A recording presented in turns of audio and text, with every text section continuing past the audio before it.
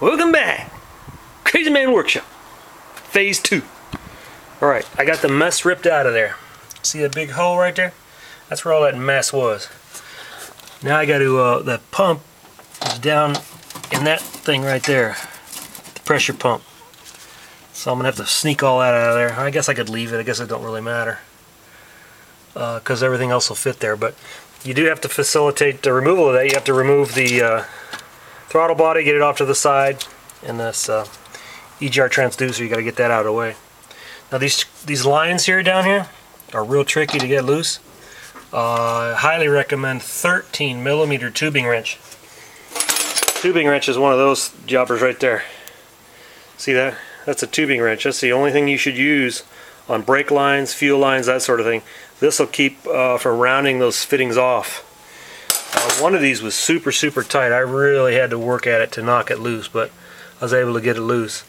Now I would have just taken and cut the lines, but if for some reason this doesn't work out and I may have to re-put it all back together, it'll all be there. So once you get that piece, in order to get this piece out, you got to remove all these lines. Then you got to come into the inside and remove this plastic kick panel here underneath. A couple of Phillips screws, comes right off. And then there's four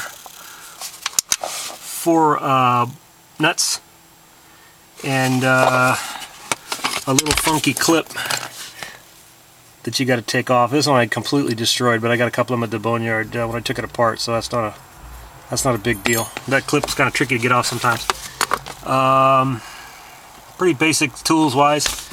I would recommend a universal and a deep socket for at least 3 of them. One of them I had to end wrench off. I couldn't get to it with a socket. So there you go. That's how you get the inside apart.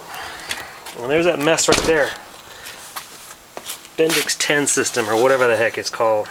That sucker's heavy, man. That thing is heavy.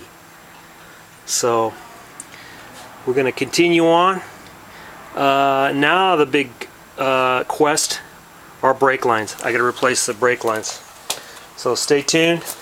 We'll be back with that. I guess I could describe it to you right now. That shuttle valve is going to be bolted down there below those lines. And then so I'll have to change this line here. This goes to the left front brake. And I've got to change the 2 rear lines here. They go back to the back of the car. And then I got to change this one here that runs along the firewall and to the right front wheel. That's going to be tricky because it's all behind the air conditioning lines and the heater hoses and all that stuff. So that's going to be fun trying to sneak that out of there and sneak the new one in without totally jamming it all up. So stay tuned for the next crazy episode of the Crazy Man Workshop.